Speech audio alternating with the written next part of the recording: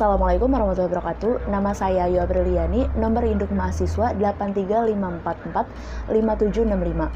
Saya mahasiswi semester 5 Pendidikan Guru Sekolah Dasar UPBJ Universitas Terbuka Serang, Pokja Rangkas Bitung. Di sini saya akan menjelaskan sedikit tentang proses perkembangbiakan tumbuhan rendah dan tumbuhan tinggi.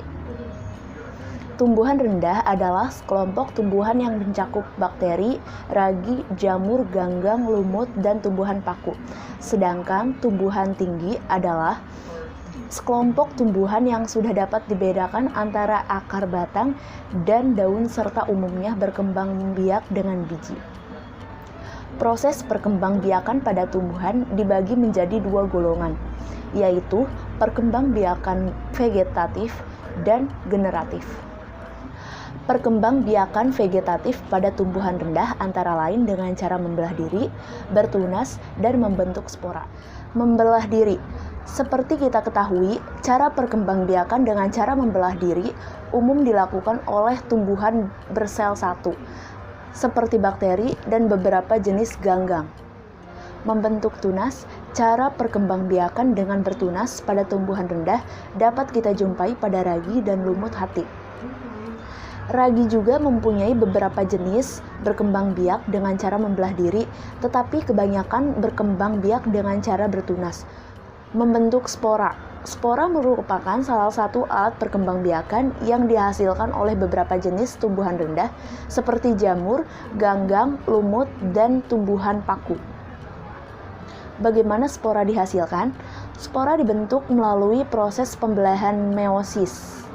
Dengan demikian, spora dari jenis tumbuhan diploid akan bersifat haploid. Perkembangbiakan generatifnya dengan cara isogami, anisogami, dan konjungsi. Isogami adalah proses perkawinan makhluk hidup dengan cara penyatuan antara dua buah gamet atau sel kelamin yang bentuk dan strukturnya sama. Anisogami adalah proses perkembangbiakan makhluk hidup dengan cara penyatuan dua buah gamet yang berbeda struktur, bentuk, ataupun ukurannya. Konjungsi adalah proses perkembangbiakan makhluk hidup melalui perkawinan antara dua individu yang belum dapat dibedakan jenis kelaminnya. Perkembangbiakan vegetatif pada tumbuhan tinggi dapat terjadi secara alami dan buatan. Secara alami misalnya dengan rizoma, umbi lapis, umbi batang, geragih, tunas, dan tunas adventif. Rizoma atau akar tinggal. Rizoma adalah batang yang tumbuh menjalar di dalam tanah. Rizoma tanaman tersebut dapat tumbuh tunas baru yang kemudian akan menjadi tumbuhan baru. Contohnya jahe, kunyit, dan temulawak. Umbi lapis. Umbi lapis merupakan bagian tanaman yang tumbuh membengkak di dalam tanah karena menyimpan cadangan makanan. Tunas akan tumbuh pada bagian batang yang bisa disebut siung.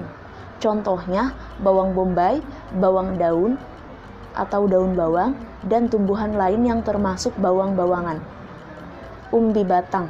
Umbi batang adalah batang yang membengkak di dalam tanah dan berisi cadangan makanan. Pada bekas ruas-ruas batang terdapat lekungan yang berisi mata tunas. Geragih. Geragih yaitu batang yang umumnya menjalar di permukaan tanah, meskipun ada pula yang menjalar di dalam tanah.